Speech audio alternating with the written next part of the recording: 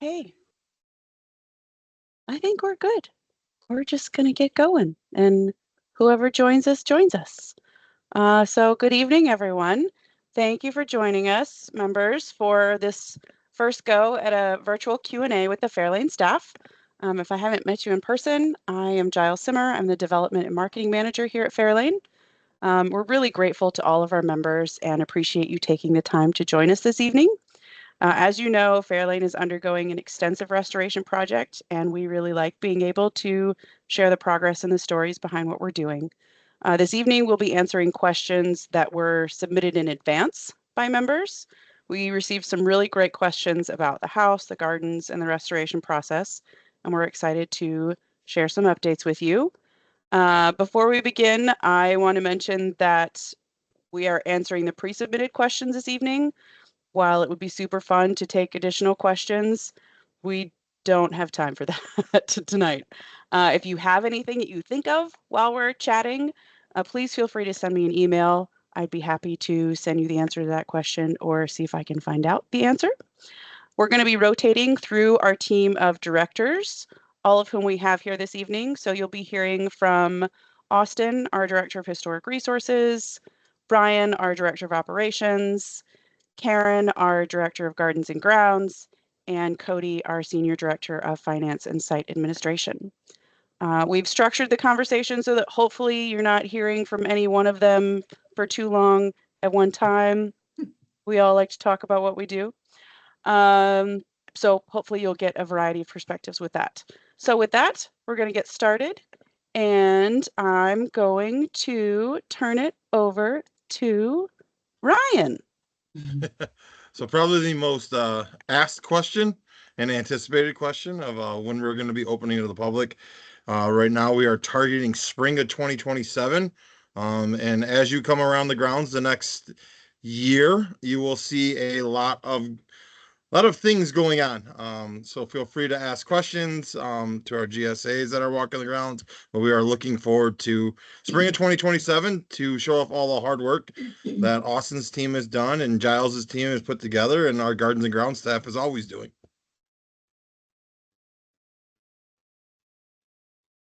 All right, an exciting question. Will we make the Powerhouse functional again? What are our plans for the Powerhouse? And will the Powerhouse be available to tour? So yeah, big questions. The first one, will we make it work again, essentially? So the short answer is not right now, which I know is not very exciting. It's something that we've looked into. We've worked with DTE to kind of take a deeper dive into the mechanism of the hydroelectric power plant. So, you've got your hydroelectric generators and the turbines going into the sluice below, your head race above the dam, and your tail race below.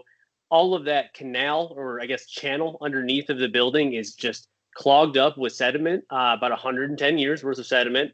And we had a diver go down there about 4 years ago, could not get any visual on anything, had to hand inspect the surfaces. And from what they saw, it is stable, but will cost a lot of money to dredge and sort of begin that process. So unfortunately, we're not going to be making it functional now, but that does not mean we're not pursuing it. And when I say now, I mean sort of in anticipation of that 2027 spring date. What are our plans for the Powerhouse? So we have a lot of really exciting plans for the Powerhouse that are happening right now. Our main goal is to make it into a part of the property that can be visited by the public. That's kind of our entire goal here as a 501c3 nonprofit. Currently, what we're doing is what we would in historic preservation call a envelope restoration. So that's your roof, your masonry, your mortar joints, your fenestrations, like your windows and your doors, and making sure those are all kind of protecting the interior of the building.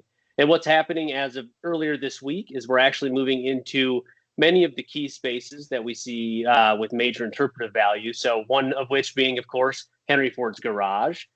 We aim to do a full restoration into that space. So what that looks like really is, as of today, we were chiseling out the not historic cap that was put onto the turntable where Henry would turn his Model T around.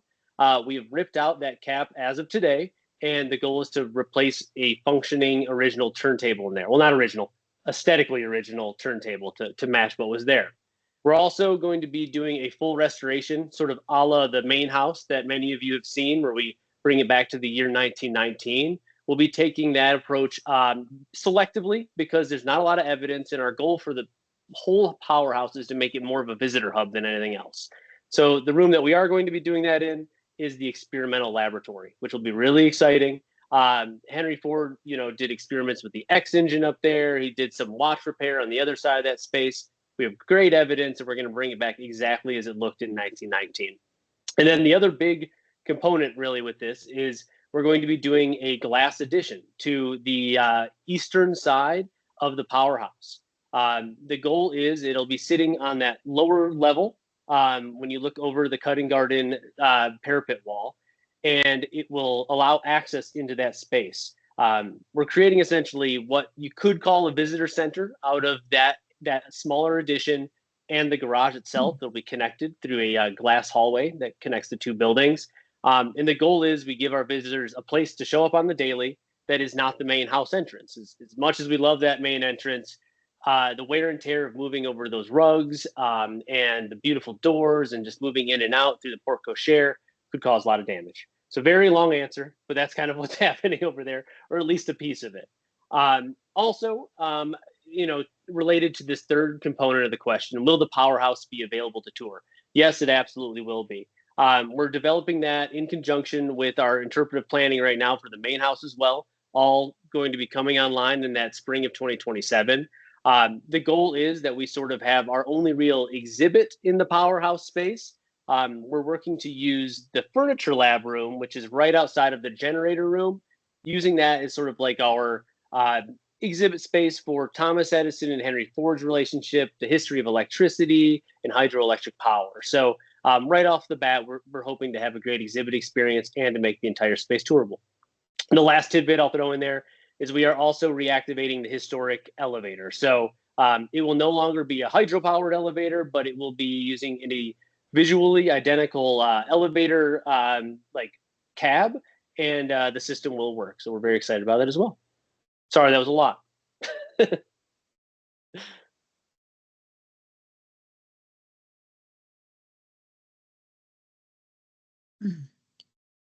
You would think after all these years I'd know that if I was going to be muted or unmuted, right? Like, so kind of going along with the next, kind of what Austin was talking about too, but when is there an opportunity to see the house during the renovation? Could a member bring a friend, maybe limited to one or two?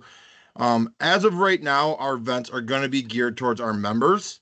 And that kind of goes along with kind of what Austin said, with the idea that we're still trying to figure out how the paths are going to work and things like that to our guest experiences. But as we move closer to 2027, I anticipate I'm going to be working with Giles a lot to use our members and maybe possibly friends to help with, I'll use the word, a soft opening, right? And really get some feedback about how the space is, how it feels when you're coming for a tour, how the welcoming experience, the cadence of the tour, and other things that kind of go along with that. So as we kind of get closer to that, magical spring of 2027, I would definitely be on the lookout for more opportunities to be a part of building what we're going to be showing off here in the next couple of years.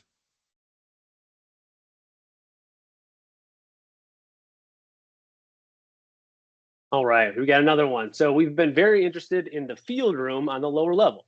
When will that be open for tours? Does it need any restoration? And when we peek through the windows, it looks intact and preserved. So yeah, the field room is a really interesting space on that lower level. I'm sure everybody in this room has probably visited. We like to, call it essentially a log cabin inside of the house. It's got this really neat aesthetic. It's made out of cypress logs to really emulate this, Americana log cabin aesthetic. It will be available to tour at the same time as everything else that launch in early 2027. But also, we should be making it available probably by next year during our restoration showcase, which is every May. That space is essentially complete. We have a couple of little final touches that need to happen in there, but what essentially we had to do is rescale a lot of it. So there was an excellent restoration done back, I believe, in the 1990s by the University of Michigan, may have been early 2000s. They did a great job, but we were actually able to find some original doors that went into that space that allowed us to emulate the exact original finishes that were in there, as well as rebuild portions of the room so it's in correct scale. So that work is already done. The finishes are complete. And now all we really need to do is finish up a very interesting rooster rug. So for those of you not in the historic rug recreation business, that could take about 2.5 years. A long lead time with the research and working with the partners that are do an excellent job with that work. Hagopian, I got to give them a shout out. But once that rug is complete, and we are now in the process of doing just a little bit of touch-ups around the windows and other fenestrations, the room is good to go. So yeah, it'll be online by next year, pending the rug. The rug will be coming in a little later. Okay, this next question. Was Henry's primary home office in the library? For those that don't know, the library, really incredible space in the main house, has a really beautiful desk inside there and some incredible furniture. But no, Henry's primary home office space was actually a mix between the organ chamber closet, or more excitingly, and like Austin shared earlier, the top floor of the powerhouse in his experimental laboratory. So, no, it wasn't in that main library in the main house. It was more so in that powerhouse in that experimental laboratory.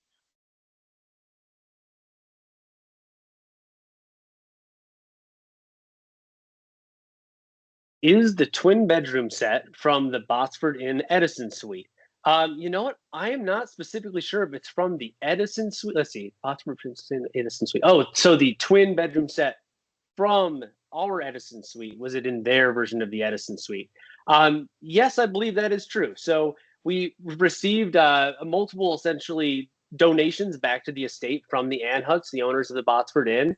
Uh, Sets for like two actual double set bed sets. We've got the main bedroom set was donated back from them personally, and then the inn gave back the Edison Suite furniture.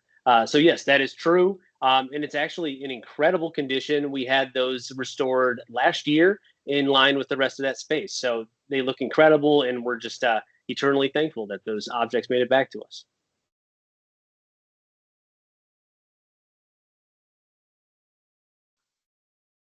We're going to take a brief break to look at some really pretty pictures. I wanted to go back and mention that this photo here is of Henry's office in that organ chamber space. And the desk here is the desk that we had recreated and is the one you can see in the library now. So that is what that space looks like without organ pipes in it. We can come back to this photo as Karen is talking to us about our next question with all the different things in the grounds. What were Clara's favorite garden plants? Well, I think Clara's, maybe her three favorite plants were likely rose, peony, and iris. And that's because she had large gardens dedicated just to those particular plants. For example, at one point, they had over 10,000 roses in a back meadow area and an acre of peonies. So if you put that much effort into a particular plant, it must have been a favorite. We also know she must have loved lilacs as well, because there's Lilac Lane that's bordered by Persian lilacs. And she probably loved larkspur, that upper right-hand corner. That's a type of delphinium. It's a blue flowering plant, a perennial. And actually, larkspur comes back by seed, but other delphiniums can come back as perennials. They often appear on plant lists that we have found associated with her gardens. And then there were thousands of daffodils and other spring bulbs planted on the grounds, such as the blue scilla, also known as squill, and that's what that large blue carpet of flowers is. And if you come to the estate in early April, the grounds are just carpeted. It's very much a spreader, and it's of European origin, so it's not a native, but it's a short-lived bulb, and it's very pretty.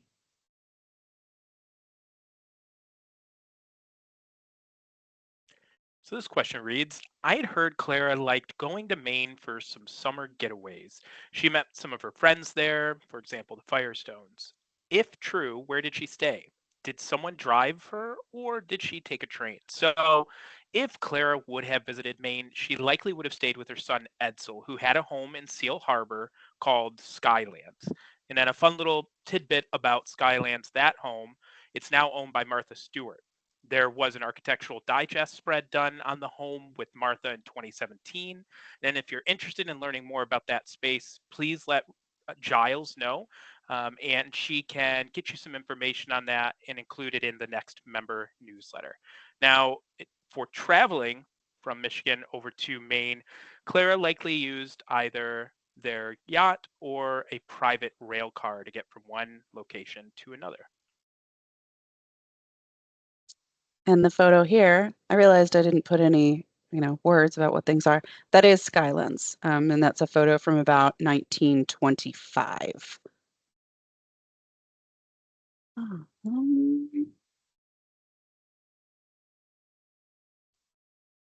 Okay, what happened to the harpsichord housed in the Ford bedroom upstairs? Years ago, I participated in many musical concerts in the garden room. Do you plan to have any types of events like this in the future? Well, we've asked around and we're not aware of a harpsichord having been housed at Fairlane during Clara and Henry's time in the home.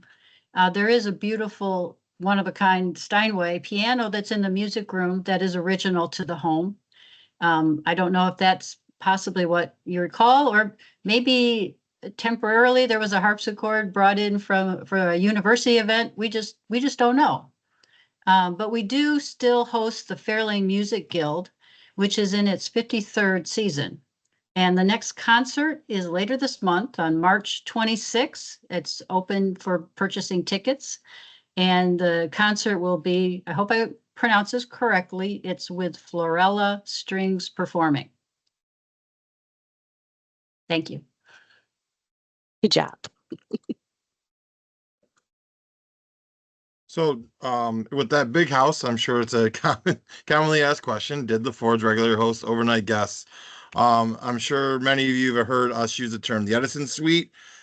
By most accounts, that was the most commonly staying person with them, but they also did entertain all sorts of different people from different walks of life. Herbert Hoover, Woodrow Wilson, George Washington Carver, Thomas Edison, Harvey Firestone, some royalty from overseas across the pond there in the Atlantic. And one of my personal favorites that I just found out about, thanks to Hannah, was Dizzy Dean, a baseball player, visited the home. Which when I found that out, she's going to be mad that I may call her if she's in here, but I ran over to Hannah and asked her to send me the details about that visit. Being a baseball buff, it was interesting to hear that. So yeah. In these two photographs, we have on the left, Henry Ford talking with Thomas Edison. I will share, we have looked into that recently, and that is the only photo that we have been able to find of Thomas Edison at Fairlane.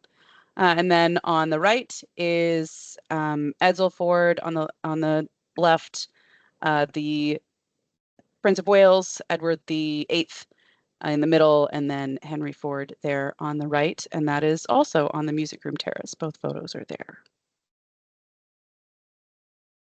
I don't think I have a photo of Dizzy Dean. Sorry, Ryan. I'll have to look for that.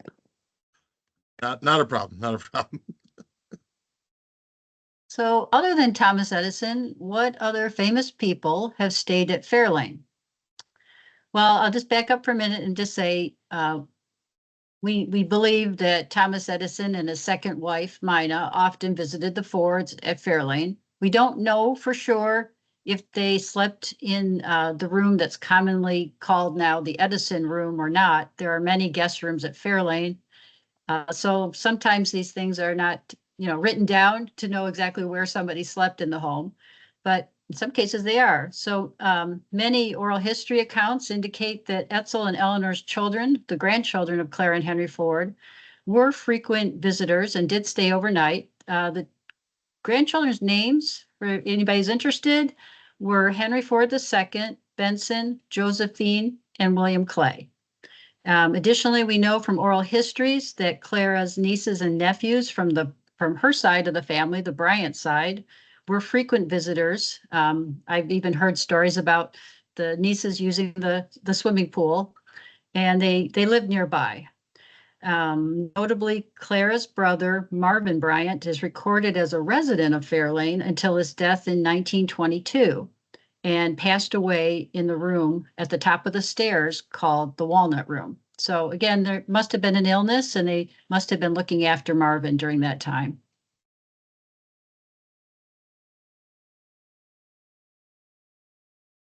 So, did the Fords interact much with the public around Dearborn, or did they keep their distance? So Henry and Clara were very engaged in the Dearborn community. Starting with Clara, she was a champion for women's rights and self-sufficiency. So some of the things she helped champion or was a part of were she was a vice chair of the Dearborn Equal Suffrage League. And the Michigan League of Women Voters.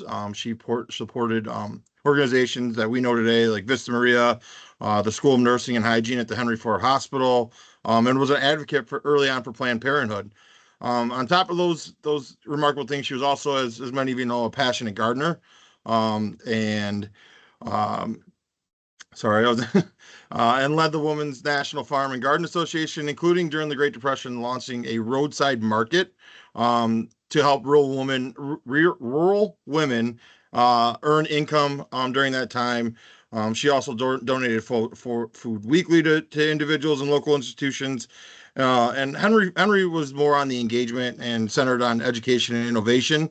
He helped establish the village school, reinforcing its belief in hands-on practical learning. The Fords were also involved in the early efforts to create what was something called the Dearborn Public Library now, providing research for residents to learn and grow. So while the state is kind of hidden in a sense, they were very active in the community and gave back tremendously.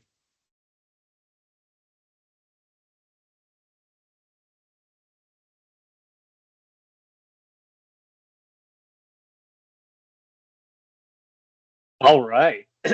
Oh, this is a fun one. What is the official Fairlane history of Henry Ford's reaction after Clara had the drawing room woodwork painted without his knowledge? So, for context, for those of you who may not know the story, it's a fun one that kind of bounces around here at Fairlane.